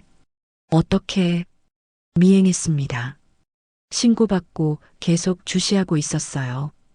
구급차가 왔습니다. 저는 병원으로 실려갔어요. 다행히 큰 부상은 없었습니다. 타박상과 경미한 뇌진탕이었어요. 병원 침대에 누워 있을 때 경찰이 찾아왔어요. 남편분 체포했습니다. 살인 미수죄로 구속영장 신청했어요. 정말요? 네. 이번엔 현행범이고 증거도 명확합니다. 못 빠져나갑니다. 눈물이 났습니다. 안도의 눈물이었어요. 감사합니다. 몸조리 잘하세요. 경찰이 나갔어요. 저는 천장을 봤습니다. 살았습니다. 간신히요. 남편은 정말로 절 죽이려 했어요. 보험금을 타려고요. 하지만 실패했습니다. 이제 남편은 진짜 감옥에 갈 거예요. 오래오래요. 밤이 됐습니다. 진이가 병문안을 왔어요. 괜찮아? 응. 살았어. 진짜 죽을 뻔했네. 미친놈. 이제 끝났어. 진짜로. 진이가 제 손을 잡았습니다. 고생 많았어. 이제 안전해. 고개를 끄덕였어요. 하지만 아직 끝난 게 아니었습니다. 재판이 남아 있었어요. 이번엔 달랐습니다. 살인 미수였으니까요. 집행유예 같은 건 없을 거예요. 며칠 뒤 퇴원했습니다. 경찰한테서 연락이 왔어요. 남편이 구속됐다고 했습니다. 재판 날짜가 잡혔어요. 한 달 뒤였습니다. 저는 그 한 달 동안 회복했어요. 몸도 마음도요. 카페로 복귀했습니다. 사장님과 동료들이 반겨줬어요. 일상으로 돌아왔습니다. 하지만 밤마다 악몽을 꿨어요. 남편이 저를 죽이는 꿈이었죠. 비명을 지르며 깼습니다. 진이가 달려왔어요. 괜찮아. 꿈이야. 안아줬습니다. 시간이 지나며 조금씩 나아졌어요. 한 달이 흘렀습니다. 재판날이 왔어요. 재판날이 밝았습니다. 저는 법원 앞에 섰어요. 이번엔 떨리지 않았습니다. 진이가 옆에 있었죠. 준비됐어? 응. 이번엔 진짜야. 법정 안으로 들어갔습니다. 방청석에 사람들이 가득했어요. 기자들도 많았습니다. 이번 사건이 언론에 알려졌거든요. 집행유예 중 아내 살해 시도. 기사 제목이 그랬습니다. 남편이 들어왔어요. 수갑을 차고 있었습니다. 완전히 초췌해 보였죠. 눈이 마주쳤습니다. 남편은 고개를 숙였어요. 판사가 입장했습니다. 모두 일어났어요. 재판이 시작됐습니다. 판사가 서류를 펼쳤어요. 사건 번호를 읽었습니다. 피고인 김민수, 살인미수 및 집행유예 위반 사건입니다. 목소리가 법정에 울렸습니다. 검사가 일어났어요. 재판장님, 이 사건은 매우 중대합니다. 검사가 말하기 시작했습니다. 피고인은 사기죄로 징역 3년에 집행유예 5년을 선고받았다고 했어요. 그런데 집행유예 기간 중에 피해자를 살해하려 했다고 했죠. 집행유예는 반성의 기회라고 했습니다. 하지만 피고인은 그 기회를 범죄에 이용했다고 했어요. 계획적이고 치밀했다고 말했습니다. 가스밸브를 열어 폭발을 유도했다고 했어요. 차로 치려고 했다고 했죠. 계단에서 밀었다고 했습니다. 모두 사고로 위장하려 한 것이라고 말했어요. 목적은 보험금이었다고 했습니다. 6억 원이요. 피해자는 집행유예 기간 동안 생명의 위협을 느끼며 살았습니다. 검사의 목소리가 높아졌어요. 경찰의 미행이 아니었다면 피해자는 죽었을 거라고 했습니다. 이는 극악무도한 범죄입니다. 집행유예 취소는 물론 살인 미수죄로 중형을 구형합니다. 검사가 자리에 앉았어요. 남편의 변호사가 일어났습니다. 하지만 할 말이 없어 보였어요. 피고인은 깊이 반성하고 있습니다. 변호사의 목소리가 작았습니다. 일시적인 충동이었다고 말했어요. 계획적이지 않았다고 했죠. 하지만 증거가 너무 명확했습니다. 판사가 물었어요. 가스밸브를 여는 것이 충동인가요? 변호사는 대답하지 못했습니다. 차량 추적은요? 계단에서 미는 것은요? 판사의 질문이 이어졌어요. 변호사는 입을 다물었습니다. 피해자 진술 듣겠습니다. 판사가 저를 봤어요. 저는 일어났습니다. 진술석으로 걸어 나갔어요. 심호흡을 했습니다. 그리고 말하기 시작했어요. 집행유예 선고를 받은 날을 얘기했습니다. 남편이 협박했다고요. 죽이겠다고 했다고 말했죠. 처음엔 믿지 않았다고 했어요. 설마 했다고요.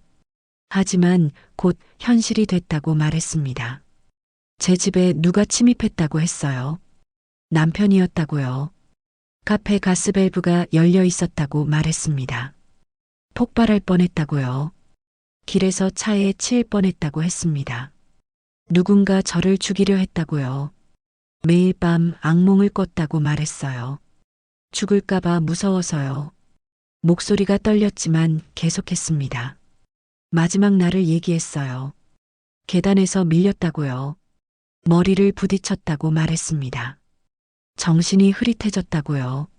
남편이 다가왔다고 했어요. 벽돌을 들고요. 이제 끝이야. 남편이 그렇게 말했다고 전했습니다. 정말 죽는 줄 알았다고 말했어요. 경찰이 아니었다면 지금 여기 없었을 거라고 했죠. 그 사람은 날 정말로 죽이려 했어요. 돈 때문에요. 제 목소리가 법정에 울렸습니다. 방청석이 조용했어요. 판사가 고개를 끄덕였습니다. 증인 신청이 있습니다. 검사가 말했어요. 첫 번째 증인이 들어왔습니다. 수진이었어요. 수진이 증언했습니다. 자기도 남편한테 속았다고요. 2천만 원을 빌려줬는데 안 갚는다고 했죠. 남편이 이혼했다고 거짓말했다고 말했어요. 두 번째 증인이 들어왔습니다. 정비소 사장님이었어요. 남편이 제 돈으로 벤츠를 샀다고 증언했습니다. 250만 원짜리라고 했죠. 세 번째 증인. 보험 설계사였어요. 남편이 제 명의로 보험을 들었다고 말했습니다. 서명도 위조했다고 했어요. 사고 처리 방법을 물어봤다고 증언했죠. 증인들이 계속 나왔어요. 사채업자, 은행 직원, 이웃들 모두 남편의 범죄를 증언했습니다. 남편은 고개를 숙인 채 듣고 있었어요. 마지막 증인이 나왔습니다. 경찰이었어요. 미행 작전을 설명했습니다. 신고를 받고 피해자를 보호하고 있었다고요. 피고인이 계단에서 피해자를 밀었다고 증언했어요. 벽돌을 들었다고 했죠. 명백한 살인 의도였다고 말했습니다. 증인 신문이 끝났어요. 판사가 남편을 봤습니다. 피고인 할 말 있습니까? 남편이 일어났어요. 손이 떨리고 있었습니다. 죄송합니다. 목소리가 잠겼어요. 제가 미웠다고 말했습니다. 신고해서요. 창피당해서요. 돈도 필요했다고 했어요. 빚이 많았다고요. 그래서 그랬다고 말했습니다. 판사가 물었어요. 그래서 사람을 죽이려 했습니까? 남편은 대답하지 못했습니다. 앉으세요. 판사가 말했습니다. 재판이 끝났어요. 선고는 일주일 뒤라고 했습니다. 법정을 나올 때 남편이 저를 봤어요. 미안해. 작게 말했습니다. 저는 대답하지 않았어요. 그냥 지나쳤습니다. 일주일이 지났습니다. 선고 날이었어요. 저는 다시 법정에 섰습니다. 진이와 딸들도 함께였어요. 판사가 들어왔습니다. 피고인 김민수에 대한 선고를 내리겠습니다. 법정이 조용해졌어요. 판사가 서류를 읽기 시작했습니다. 피고인은 집행유예 기간 중 범죄를 저질렀다고 했어요. 이는 법을 우롱한 행위라고 말했습니다. 살인미수는 중대범죄라고 했어요. 계획적이고 집요했다고 했죠. 피해자는 극심한 공포에 시달렸다고 말했습니다. 이런 범죄는 엄중히 처벌해야 한다고 했어요. 먼저 집행유예를 취소합니다. 판사가 말했습니다. 사기죄 징역 3년이 실형으로 확정됐어요. 그리고 살인미수죄로 징역 7년을 선고합니다. 망치 소리가 울렸어요. 합산하여 징역 10년입니다. 10년. 남편은 10년 동안 감옥에 있게 됐습니다. 또한 피해자에게 5천만 원을 배상하고 위자료 2천만 원을 지급하라 명령합니다. 판사가 선고를 마쳤어요. 남편이 무너졌습니다. 고개를 떨구고 울었어요. 하지만 저는 아무 감정도 느끼지 못했습니다. 그저 끝났다는 안도감만 있었어요. 법정을 나왔습니다. 기자들이 몰려들었어요. 어떤 심경이신가요? 남편 형량에 만족하시나요? 저는 잠시 멈춰섰습니다. 그리고 말했어요. 정의는 늦었지만 결국 실현됐습니다. 같은 피해를 입은 분들에게 용기를 드리고 싶어요. 짧게 말하고 걸어갔어요. 진이와 딸들이 저를 안아줬습니다. 끝났어, 엄마. 큰딸이 말했어요. 이제 진짜 새로 시작할 수 있어. 작은 딸이 말했습니다. 눈물이 났습니다. 이번엔 기쁨의 눈물이었어요. 그날 밤 저는 진이 집에서 잤습니다. 오랜만에 편하게 잠들었어요. 악몽도 없었습니다. 다음 날 아침 일어났을 때 햇살이 들어오고 있었어요. 따뜻했습니다. 저는 창문을 열었어요. 신선한 공기가 들어왔습니다. 새로운 시작이야. 스스로에게 말했습니다. 며칠 뒤 변호사한테서 연락이 왔어요. 남편 재산 압류가 완료됐다고 했습니다. 2천만 원을 받게 됐다고 했어요. 나머지 5천만 원은 남편이 앞으로 버는 돈에서 계속 갚아야 한다고 했죠. 감옥에서 작업하며 받는 돈도 배상에 들어간다고 했습니다. 위자료 2천만 원도 강제 집행한다고 했어요. 알겠다고 대답했습니다. 돈을 받았어요. 통장에 2천만 원이 들어왔습니다. 오랜만에 보는 큰 돈이었어요. 저는 그 돈으로 작은 원룸을 계약했습니다. 진이한테 더 이상 폐를 끼칠 수 없었거든요. 진이는 아쉬워했지만 이해해줬어요. 자주 연락해. 꼭 그러겠다고 약속했습니다. 원룸으로 이사했어요. 작았지만 제 공간이었습니다. 가구를 샀어요.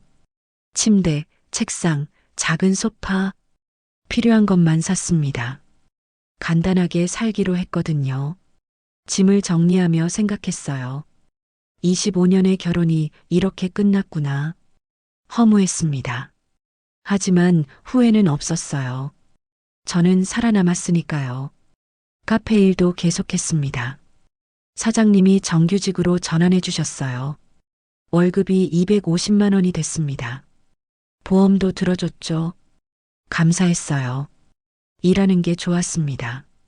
손님들과 이야기하고 커피를 만들고 평범한 일상이었지만 행복했어요. 한 달이 지났습니다. 어느 날 수진한테서 연락이 왔어요. 만나고 싶다고 했습니다. 카페에서 만났어요. 수진이 말했습니다. 저도 재판 끝났어요. 2천만 원 중에 1,000만 원 받았어요. 다행이라고 말했습니다. 사모님 덕분이에요. 용기를 내서 고소했으니까요. 수진이 고개를 숙였어요. 그리고 죄송했어요. 남의 남편이었는데 괜찮다고 말했습니다. 당신도 피해자예요. 속은 거잖아요. 수진이 눈물을 흘렸어요. 새로 시작하세요. 우리 둘 다 그렇게 말해줬습니다. 수진이 고맙다며 일어났어요. 악수를 청했습니다. 저는 악수했어요. 수진이 떠났습니다. 저는 커피를 마시며 창밖을 봤어요. 사람들이 걸어가고 있었습니다. 평범한 일상을 사는 사람들이요. 저도 이제 그들처럼 살 수 있었어요. 2달이 지났습니다. 딸들이 찾아왔어요. 엄마, 우리가 도와줄게요. 큰딸이 말했습니다. 매달 10만 원씩 보내주겠다고 했어요. 거절했습니다. 너희 생활을 해야 한다고요. 엄마도 우리 키울 때 힘들었잖아요. 이젠 우리 차례예요. 작은 딸이 말했습니다. 눈물이 났어요. 고마웠습니다. 알겠다고 했어요. 하지만 꼭 필요할 때만 받겠다고 말했죠. 딸들과 저녁을 먹었습니다. 오랜만에 웃을 수 있었어요. 3개월이 지났습니다. 저는 이혼 소송을 시작했어요. 이제 정식으로 끝내야 했거든요. 남편은 감옥에서 동의서에 서명했습니다. 이혼이 성립됐어요. 25년의 결혼이 공식적으로 끝났습니다. 서류를 받았을 때 묘한 기분이 들었어요. 후련하기도 하고 쓸쓸하기도 했습니다.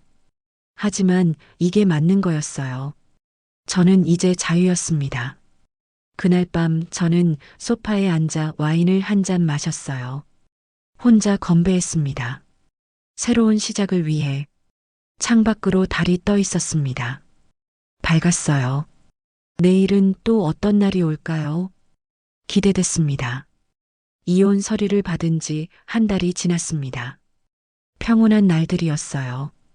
카페에서 일하고 집에 돌아오고 딸들과 주말에 만나고 악몽도 점점 줄어들었습니다. 어느 날 저녁이었어요. 뉴스를 보고 있었습니다. 갑자기 속보가 떴어요. 교도소 수감자 탈옥 사건 발생. 심장이 덜컥 내려앉았습니다. 화면에 사진이 떴어요. 남편이었습니다. 김민수 씨는 오늘 오후 작업장에서 탈옥했으며 현재 소재 파악 중입니다. 목격 시 즉시 경찰에 신고 바랍니다. 핸드폰을 떨어뜨렸어요. 탈옥이라니. 그 순간 핸드폰이 울렸습니다. 경찰이었어요. 부인, 남편분이 탈옥했습니다. 방금 봤어요. 뉴스에서. 지금 당장 안전한 곳으로 피신하세요. 남편이 부인을 찾을 가능성이 높습니다. 알겠습니다. 저는 황급히 짐을 쌌어요. 옷 몇 벌과 중요한 서류들. 진이한테 전화했습니다. 진이야, 남편이 탈옥했어. 뭐? 지금 어디야? 집에. 당장 나와. 내가 갈게. 진이가 15분 만에 도착했어요. 저를 데리러 왔죠. 차를 타고 진이 집으로 가는 길. 저는 계속 뒤를 돌아봤습니다. 누가 따라오는 것 같았거든요. 괜찮아. 경찰이 찾을 거야. 진이가 위로했지만 소용없었습니다. 남편이 저를 찾을 거라는 걸 알았어요. 분명히요. 진이 집에 도착했습니다. 문을 잠갔어요. 창문도 확인했습니다. 그날 밤 잠을 이룰 수 없었어요. 소파에 앉아 문만 쳐다봤습니다. 새벽 2시쯤이었어요. 밖에서 소리가 났습니다. 발소리였어요. 누군가 계단을 올라오고 있었습니다. 심장이 터질 것 같았어요. 발소리가 문 앞에서 멈췄습니다. 문고리를 돌리는 소리가 들렸어요. 잠겨 있었습니다. 그 다음 노크 소리가 났어요. 똑똑똑. 숨을 죽였습니다. 여보 있지? 알아. 남편 목소리였어요. 온몸이 얼어붙었습니다. 문 열어. 얘기 좀 하자. 경찰 불렀어. 곧 올 거야. 제가 소리쳤어요. 그럴 시간 없어. 문 열어. 안 그러면 부숴. 쿵. 문을 차는 소리가 났습니다. 저는 핸드폰을 꺼냈어요. 112를 눌렀습니다. 도와주세요. 탈옥범이 여기 있어요. 주소를 불러줬습니다. 빨리 와달라고 애원했어요. 쿵, 쿵. 문을 계속 찼습니다. 진이가 일어났어요. 무슨 일이야? 남편이야. 문 밖에 있어. 진이가 창백해졌습니다. 쿵. 문이 흔들렸어요. 경찰 오고 있어. 그만해. 제가 소리쳤습니다. 경찰 오기 전에 끝낼 거야. 남편이 웃었어요. 쿵. 문이 조금 벌어졌습니다. 우리 같이 죽자. 너 때문에 내 인생 망했어. 미친 소리였어요. 당신이 잘못한 거잖아. 닥쳐. 다 내 탓이야. 쿵. 문틀이 금이 갔습니다. 진이가 부엌으로 뛰어갔어요. 칼을 들고 왔습니다. 들어오면 찌를 거야. 하지만 떨리고 있었어요. 저도 뭔가 들어야 했습니다. 의자를 집었어요. 쿵. 문이 열렸습니다. 남편이 들어왔어요. 수감복을 입고 있었습니다. 얼굴에 상처가 있었죠. 눈이 미쳐 있었어요. 손에 뭔가 들고 있었습니다. 깨진 유리병이었어요. 드디어 만났네. 남편이 웃었습니다. 가까이 오지 마. 제가 의자를 들어 올렸어요. 같이 죽자. 어차피 난 끝났어. 너도 끝내줄게. 남편이 다가왔습니다. 진이가 앞을 막아섰어요. 비켜. 남편이 진이를 밀쳤습니다. 진이가 넘어졌어요. 진이야. 저는 의자를 내려쳤습니다. 남편이 피했어요. 의자가 바닥에 떨어졌습니다. 남편이 저를 잡았어요. 목을 조르기 시작했습니다. 숨을 쉴 수 없었어요. 내가 날 이렇게 만들었어. 다 내 탓이야. 남편이 소리쳤습니다. 눈앞이 흐려졌어요. 그때였습니다. 경찰이다. 손들어. 경찰들이 들어왔어요. 남편이 놀라서 저를 놓았습니다. 저는 바닥에 쓰러졌어요. 기침을 했습니다. 움직이지 마. 경찰이 총을 겨눴어요. 남편이 유리병을 들었습니다. 다 죽을 거야. 다 같이. 미친 사람처럼 소리쳤어요. 무기 내려놓으세요. 싫어. 남편이 저한테 달려들었습니다. 탕. 총소리가 울렸어요. 남편이 멈췄습니다. 다리를 맞았어요. 쓰러졌습니다. 으악. 비명을 질렀어요. 경찰들이 남편을 제압했습니다. 수갑을 채웠죠. 괜찮으세요? 경찰관이 저한테 다가왔어요. 네. 목소리가 안 나왔습니다. 목이 너무 아팠거든요. 구급차가 왔습니다. 저와 진이 그리고 남편이 병원으로 실려갔어요. 병원 응급실이었습니다. 목을 검사받았어요. 다행히 큰 부상은 없었습니다. 멍이 들었지만 괜찮다고 했죠. 진이도 괜찮았어요.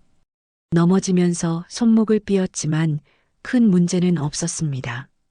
남편은 다리 총상으로 수술을 받았어요. 경찰이 대기하고 있었습니다. 수술 끝나면 바로 구속한다고 했죠. 저는 병원 복도에 앉아 있었어요.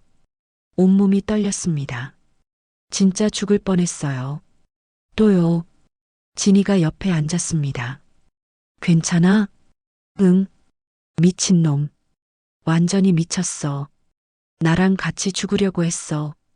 정신병자야. 진이가 제 손을 잡았어요. 새벽이 밝았습니다. 경찰이 왔어요. 진술 받아야 합니다. 저는 모든 걸 얘기했어요. 남편이 어떻게 들어왔는지, 뭐라고 했는지, 어떻게 공격했는지, 경찰은 꼼꼼히 기록했습니다.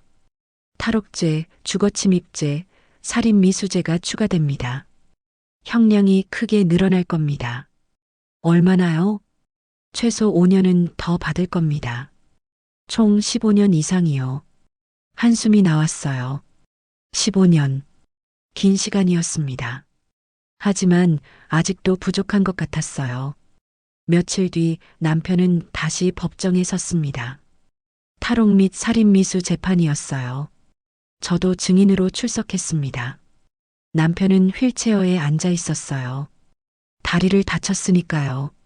저를 보더니 째려봤습니다. 소름이 돋았지만 외면하지 않았어요. 똑바로 쳐다봤습니다. 재판이 시작됐습니다. 검사가 말했습니다. 피고인은 교도소에서 탈옥했다고요. 전처를 살해하려 했다고 했죠. 같이 죽자고 했다고 말했습니다. 동반 자살을 시도한 거라고요. 이는 계획적이고 집요한 범죄라고 했어요. 피고인은 법과 질서를 완전히 무시했습니다. 검사의 목소리가 울렸어요. 저는 증언대에 섰습니다. 그날 밤을 얘기했어요. 문을 부수고 들어온 것, 목을 조른 것, 같이 죽자고 한 것. 모두 사실 그대로 말했습니다. 남편의 변호사는 할 말이 없었어요. 현행범이었고 증거도 명확했으니까요. 판사가 선고했습니다. 탈옥죄 3년, 살인미수죄 5년 합산하여 8년을 추가 선고합니다. 망치 소리가 울렸어요. 기존 10년에 8년이 더해졌습니다. 총 18년. 남편은 18년 동안 감옥에 있게 됐어요.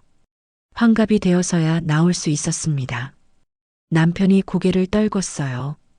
저는 아무 감정도 느끼지 못했습니다. 법정을 나왔어요. 기자들이 몰려들었습니다. 탈옥범의 전처분이시죠? 한 말씀 부탁드립니다. 목숨 걸고 도망친 남편이 다시 찾아왔는데 어떠셨나요? 앞으로 계획이 있으신가요? 저는 멈춰섰습니다. 카메라가 저를 향했어요. 마이크가 쏟아졌습니다. 그때 생각했어요. 이제 진짜 복수를 시작할 때라고. 법으로는 끝났습니다. 하지만 사회적으로는 아직이었어요. 저는 마이크를 향해 말했습니다. 저는 25년 동안 남편을 믿었습니다. 하지만 그는 저를 속이고 돈을 훔치고 죽이려 했습니다. 2번씩이나요. 목소리가 떨렸지만 계속했어요. 같은 피해를 당한 분들이 용기를 내셨으면 합니다. 침묵하지 마세요. 싸우세요. 그리고 걸어갔습니다. 그날 밤 뉴스에 제가 나왔어요. 인터넷에 기사가 올라왔습니다. 남편에게 2번 살해 위협받은 여성, 18년 형 받게 해. 댓글이 수백 개 달렸습니다. 대단하다. 용기 있는 분이다. 남편 쓰레기네. 하지만 이게 끝이 아니었어요. 저는 결심했습니다. 모든 사람이 알아야 한다고. 남편이 어떤 사람인지, 어떤 짓을 했는지. 재판이 끝난 다음 날, 저는 집에 앉아 노트북을 켰어요. 유튜브 채널을 만들었습니다. 채널 이름은 진실을 말합니다였어요. 첫 영상을 촬영하기 시작했습니다. 안녕하세요. 저는 25년 동안 결혼 생활을 한 평범한 주부였습니다. 심호흡을 했어요. 하지만 제 남편은 저를 속이고 돈을 훔치고 2번이나 죽이려 했습니다. 오늘 그 이야기를 하려고 합니다. 손이 떨렸지만 계속했어요. 모든 걸 얘기했습니다. 남편의 가짜 암 진단, 위조 서류, 통장에서 5천만 원을 빼간 것, 내연녀 수진, 도박 중독, 사채, 제 명의로 가입한 6억 원 사마오 보험, 하나하나 증거를 보여줬어요. 위조된 진단서 사진, 통장 거래 내역, 보험 가입 증서, 그리고 집행유예를 받고 나서 남편은 절 정말로 죽이려 했습니다. 목소리가 떨렸습니다. 가스밸브 사건, 차 사고, 계단에서 밀린 일, 모두 설명했어요. 법원은 10년형을 선고했습니다. 하지만 남편은 탈옥했습니다. 저를 찾아와서 같이 죽자고 했죠. 녹음 파일을 틀었어요. 남편이 협박하던 목소리가 흘러나왔습니다. 내가 날 이렇게 만들었어. 다 내 탓이야. 소름 끼치는 목소리였어요. 결국 남편은 다시 체포됐고 18년 형을 받았습니다. 화면을 똑바로 봤어요. 저는 이 영상을 올리는 이유가 있습니다. 같은 피해를 당하는 분들이 더 이상 없기를 바랍니다. 그리고 제 남편 김민수가 어떤 사람인지 모든 사람이 알았으면 합니다. 영상을 편집했어요. 제목은 이렇게 달았습니다. 남편이 암이라고 거짓말했습니다. 그리고 저를 2번 죽이려 했습니다. 업로드 버튼을 눌렀어요. 떨리는 손으로요. 첫날 조회수는 1000건이었습니다. 둘째 날 10,000건이 됐어요. 셋째 날 10만 건을 넘었습니다. 댓글이 폭발적으로 달렸어요. 이게 실화냐? 남편 완전 쓰레기네. 용기 있는 분이시다. 응원합니다. 같은 경험했어요. 힘내세요.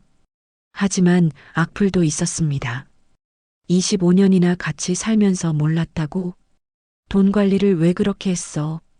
유튜브로 돈 벌려고 하는 거 아니야? 상처가 됐지만 무시했어요. 일주일 뒤 조회수가 100만을 넘었습니다. 포털 사이트 실시간 검색어에 올랐어요. 김민수 탈옥범, 가짜암 사기, 보험금 살인 미수. 언론에서 연락이 왔습니다. 인터뷰 요청이 쏟아졌어요. 저는 몇 군데 선택해서 인터뷰했습니다. TV에 나갔어요. 앵커가 물었습니다. 왜 유튜브에 이런 영상을 올리셨나요? 침묵하고 싶지 않았어요. 제 남편이 어떤 사람인지 모든 사람이 알아야 한다고 생각했습니다. 악플은 없었나요? 있었어요. 하지만 괜찮아요. 진실은 변하지 않으니까요. 앞으로 계획은요? 다른 피해자들을 돕고 싶어요. 저처럼 고통받는 분들이 많거든요. 인터뷰가 방송됐어요. 반응이 뜨거웠습니다. 그날 밤 수진한테서 연락이 왔어요. 사모님, 영상 봤어요. 저도 나서고 싶어요. 정말요? 네. 제 이야기도 해야 할 것 같아요. 수진이 제 채널에 출연했습니다. 수진의 얼굴을 모자이크로 처리하고 함께 영상을 찍었어요. 저는 김민수 씨의 내연녀였습니다. 수진이 말하기 시작했어요. 이혼했다고 속였다는 것, 2천만 원을 사기당한 것 모두 얘기했죠. 저도 피해자예요. 그 사람은 여러 여자를 속였어요. 수진의 증언이었습니다. 영상이 올라가자 또 다른 여자가 연락해 왔어요. 저도 김민수한테 속았어요. 30대 여성이었습니다. 3년 전에 만났어요. 사업한다고 1,000만 원을 빌려갔는데 연락이 끊겼어요. 또 다른 피해자였어요. 그녀도 영상에 출연했습니다. 김민수는 상습 사기꾼입니다. 여러 여자를 동시에 만났어요. 피해자가 계속 나타났습니다. 4명, 5명. 모두 비슷한 수법으로 당했어요. 영상은 바이럴 됐습니다. 조회수가 500만을 넘었어요. 남편의 얼굴이 모자이크 없이 공개됐습니다. 실명도 나갔어요. 인터넷에 남편 사진이 퍼졌습니다. 커뮤니티마다 남편 얘기로 도배됐어요. 이 새끼 우리 동네 살았는데 알고 보니 완전 쓰레기였네. 출소해도 살 수 없을 듯. 남편의 지인들이 인터뷰에 나왔어요. 민수가 그런 사람인 줄 몰랐어요. 충격이에요. 다신 연락 안 할 겁니다. 친구 명단에서 삭제했어요. 남편의 옛 직장 동료도 나왔습니다. 회사에서도 돈 문제가 있었어요. 몰래 공금 빼돌린 적 있어요. 새로운 범죄가 드러났습니다. 남편이 다니던 회사도 고소를 준비한다고 했어요. 시어머니한테서 연락이 왔습니다. 며느리, 제발 영상 내려줘. 우리가 살 수가 없어. 어머니, 죄송하지만 안 됩니다. 제발. 우리 집안 망신이야. 아드님이 한 짓이잖아요. 그래도 가족인데. 전 이제 가족 아니에요. 이혼했어요. 전화를 끊었습니다. 며칠 뒤 시어머니가 직접 찾아왔어요. 문 앞에서 울고 있었습니다. 제발 영상 좀 내려줘. 동네에서 손가락질 받아. 어머니가 잘못한 건 아니잖아요. 그래도 아들 엄마야. 너무 힘들어. 저는 더 힘들었어요. 2번이나 죽을 뻔했어요. 그건 미안해. 어머니, 돌아가세요. 전 더 이상 할 말 없어요. 시어머니는 울면서 돌아갔어요. 마음이 아팠지만 물러설 수 없었습니다. 교도소에서 남편한테 편지가 왔어요. 진이가 가져다 줬습니다. 읽어볼래? 응. 편지를 열었어요. 왜 이러는 거야? 그만 좀 해. 여기서도 사람들이 날 괴롭혀. 다 내 탓이야. 비난하는 내용이었습니다. 반성은 없었어요. 저는 편지를 찢었습니다. 답장 안 할 거야? 할 필요 없어. 며칠 뒤 또 편지가 왔어요. 제발 영상 내려. 엄마가 아프셔. 동생들도 힘들어해. 다 내 탓이야. 또 비난이었습니다. 이번에도 찢어버렸어요. 한 달이 지났습니다. 제 채널 구독자가 50만 명이 됐어요. 다른 피해자들의 사연도 올렸습니다. 가정폭력, 사기, 배신. 많은 분들이 용기를 냈어요. 댓글이 달렸습니다. 덕분에 용기 냈어요. 저도 이혼 소송 시작했어요. 응원합니다. 같이 싸워요. 채널 보고 힘 얻었어요. 감사합니다. 저는 매주 영상을 올렸어요. 법률 전문가와 인터뷰도 했습니다. 심리 상담사도 모셔왔어요. 피해자들을 위한 정보를 제공했죠. 어느 날 교도소 측에서 연락이 왔어요. 남편분이 다른 수감자들한테 괴롭힘을 당하고 있습니다. 무슨 일인데요?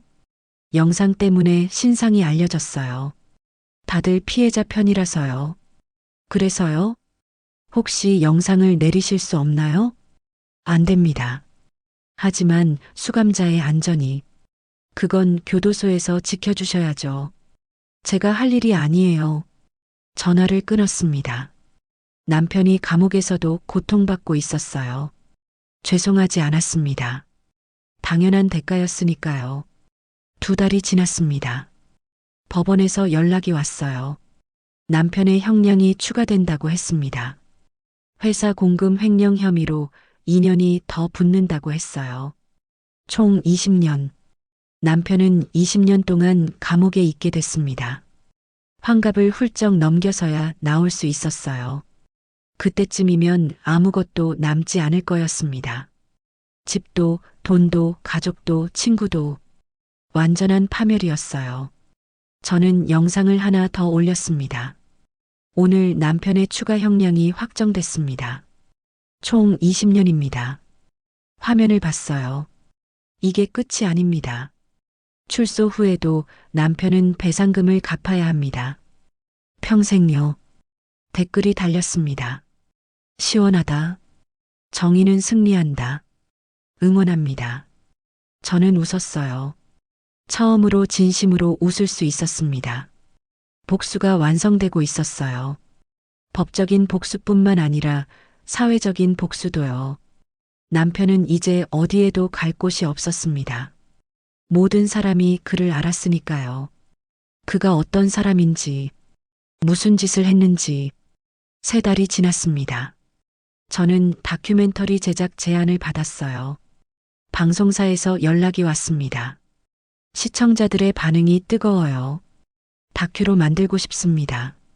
고민했지만 승낙했어요. 더 많은 사람이 알아야 한다고 생각했거든요. 촬영이 시작됐습니다. 제 일상을 담았어요. 카페에서 일하는 모습, 딸들과 만나는 모습, 다른 피해자들도 인터뷰했습니다. 수진, 다른 여자들, 사채업자, 보험사 직원, 모두 증언했어요. 전문가들도 나왔습니다.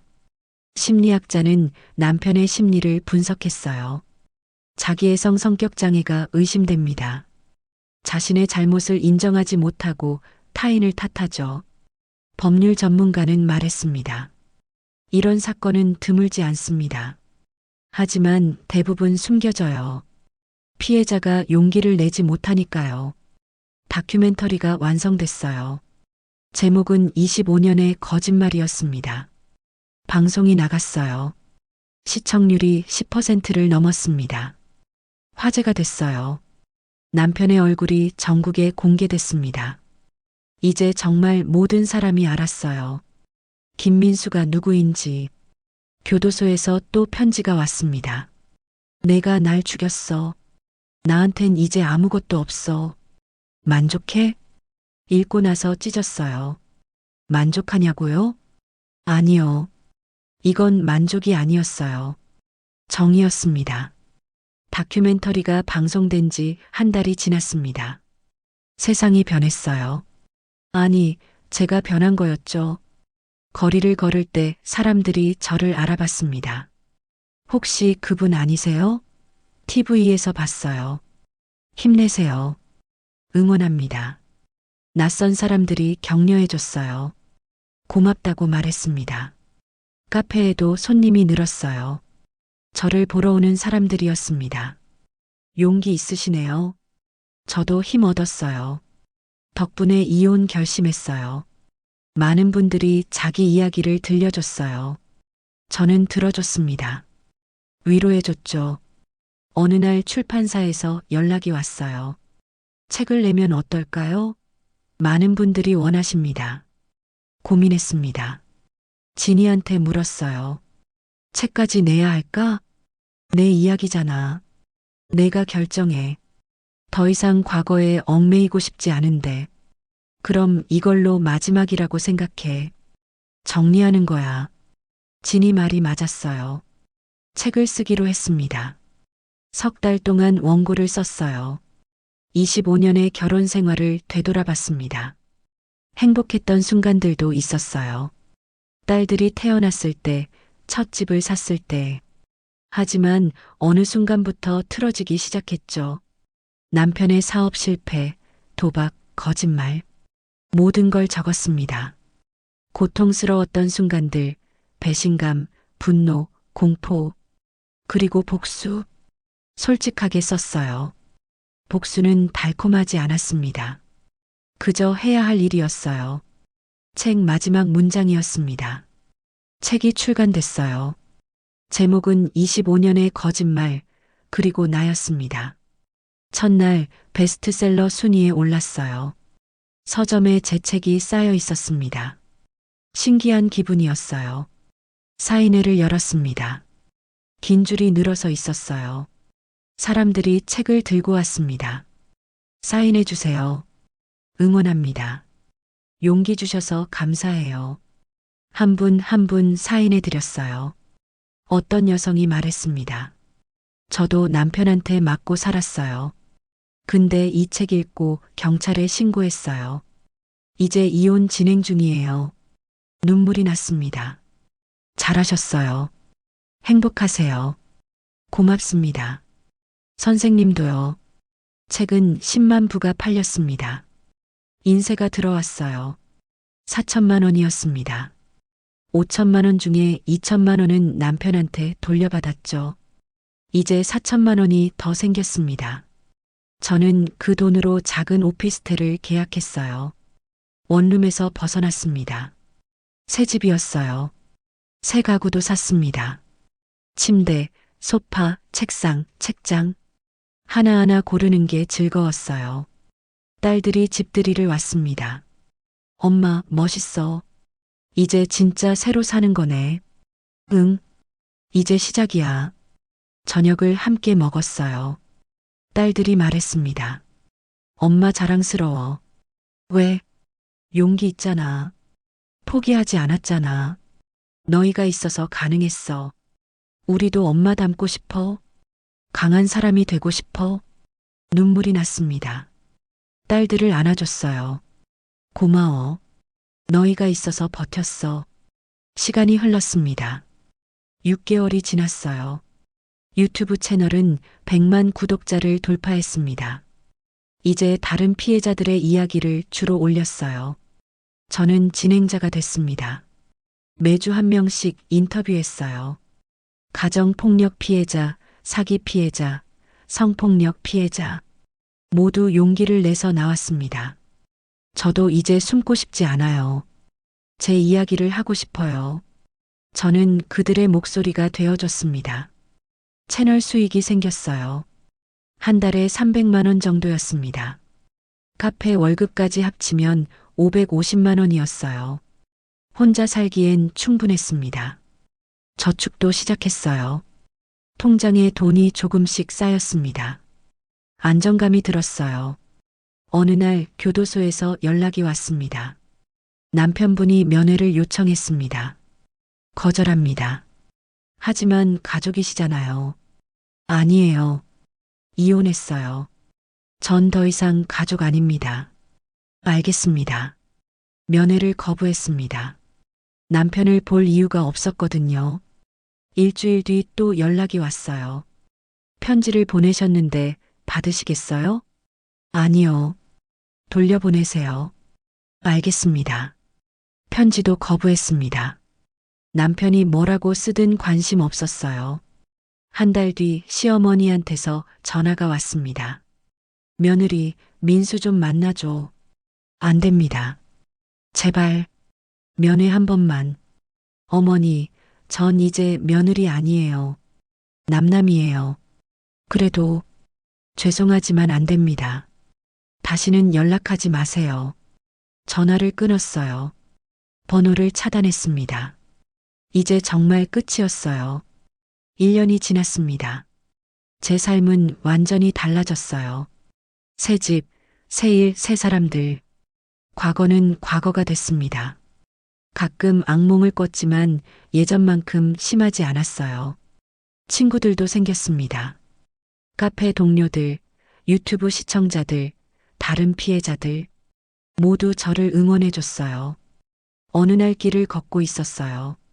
꽃집 앞을 지나갔습니다. 예쁜 꽃들이 보였어요. 들어가서 꽃을 샀습니다. 집에 돌아와 꽃병에 꽂았어요. 거실에 놓으니 화사해졌습니다. 예쁘다. 중얼거렸습니다. 이런 작은 것들이 행복이구나 싶었어요. 유튜브에 새 영상을 올렸습니다.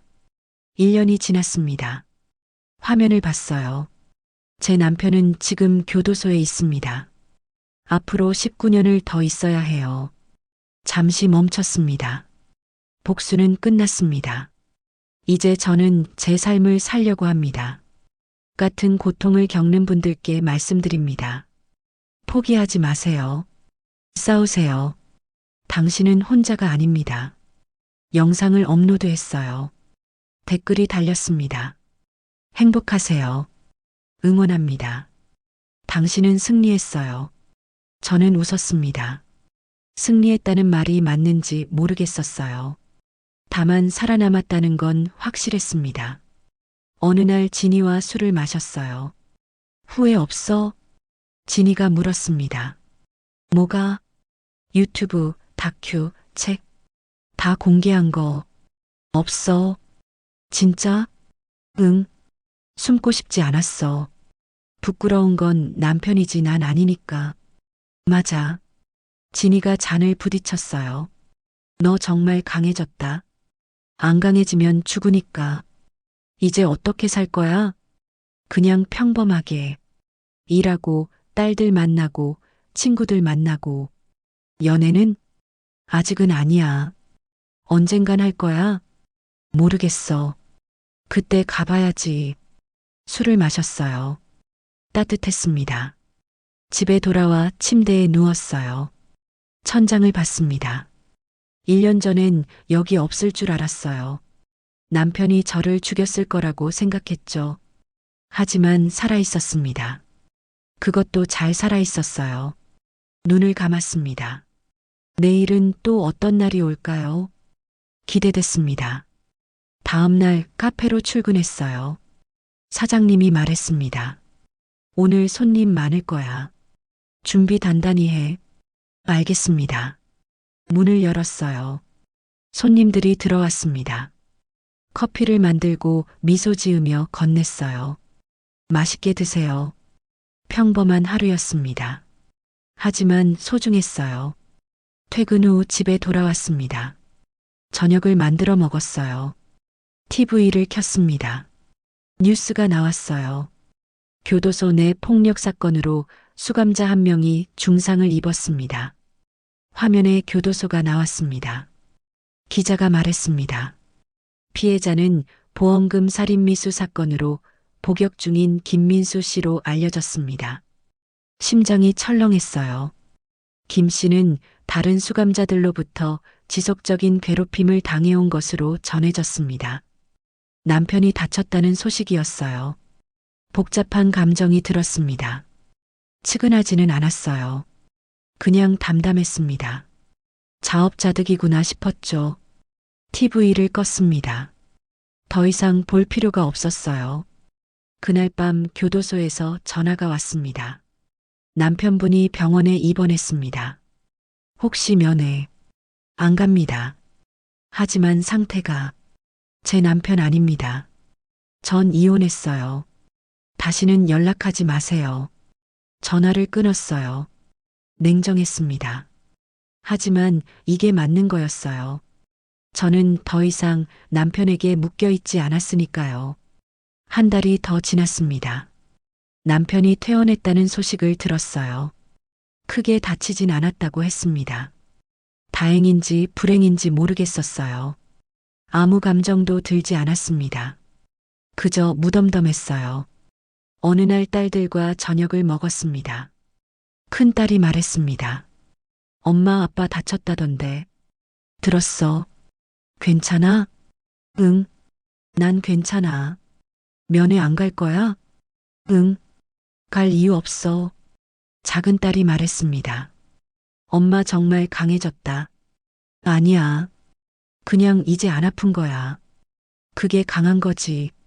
딸들이 웃었어요. 저도 웃었습니다. 정말 안 아팠어요.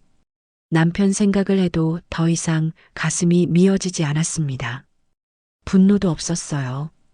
그냥 남이었습니다. 25년을 함께 산 사람이지만 이제 완전히 남이었어요. 그날 밤 집에 돌아와 거울을 봤습니다. 1년 전과 달라진 얼굴이었어요. 야위었던 얼굴에 살이 올랐습니다. 눈빛도 달랐어요. 예전엔 공포에 질려 있었죠. 지금은 차분했습니다. 잘 살고 있어. 거울 속 제게 말했습니다. 앞으로도 잘 살 거야. 다음 날 유튜브에 마지막 영상을 올렸습니다. 안녕하세요. 오늘이 마지막 영상입니다. 심호흡을 했어요. 1년 반 동안 이 채널을 운영했습니다. 많은 분들이 용기를 주셨어요. 저는 이제 제 삶을 살고 싶습니다. 피해자로서가 아니라 그냥 한 사람으로요. 복수는 끝났습니다. 이제 앞으로 나아갈 시간입니다. 같은 고통을 겪는 분들께 말씀드립니다. 당신은 혼자가 아닙니다. 싸우세요. 살아남으세요. 그리고 행복하세요. 여러분 모두 감사했습니다. 행복하세요. 영상을 업로드했어요. 댓글이 폭발적으로 달렸습니다. 고맙습니다. 행복하세요. 당신 덕분에 힘 얻었어요. 영원히 응원합니다. 눈물이 났습니다. 고마웠어요. 채널을 닫지는 않았습니다. 그냥 놔뒀어요. 누군가 필요할 때 볼 수 있도록요. 카페 일에 집중했습니다. 손님들과 이야기하고 커피를 만들고 평범한 일상이었어요. 행복했습니다. 어느 날 퇴근길에 공원을 지나갔어요. 벤치에 앉았습니다. 해가 지고 있었어요. 노을이 아름다웠습니다. 참 예쁘다. 중얼거렸습니다. 1년 전엔 이런 걸 볼 여유가 없었어요. 살아남는 것만으로도 벅찼으니까요. 하지만 지금은 달랐습니다. 여유가 생겼어요. 주변을 볼 수 있었습니다. 핸드폰을 꺼냈어요. 노을 사진을 찍었습니다. 딸들한테 보냈어요. 오늘 노을 예쁘다. 답장이 왔습니다. 진짜 예쁘다. 엄마도 예쁘게 살아. 웃음이 났습니다. 집으로 돌아갔어요. 저녁을 만들어 먹고 책을 읽었습니다. 평범한 밤이었어요. 하지만 소중했습니다. 침대에 누워 천장을 봤어요. 1년 반 전 생각이 났습니다. 남편이 암이라고 거짓말했던 날. 모든 게 시작된 날이었죠. 그때 저는 절망했었어요. 세상이 무너지는 것 같았습니다. 하지만 지금은 달랐어요. 살아남았습니다. 아니, 살아냈습니다. 더 강해졌어요. 더 단단해졌습니다. 잘했어. 스스로에게 말했습니다. 정말 잘했어. 눈을 감았어요. 내일은 또 어떤 날이 올까요? 두렵지 않았습니다. 이제 저는 혼자서도 괜찮았으니까요. 남편 없이도 누구 없이도 저 혼자로도 충분했습니다. 그렇게 첫 번째 밤이 지나갔어요. 새로운 인생의 첫날이었습니다. 25년의 거짓말은 끝났습니다. 이제 시작이었어요. 나의 진짜 이야기가. 이 글에 힘을 얻었다면 구독, 좋아요를 눌러주세요. 여러분의 구독은 제게 늘 힘이 됩니다.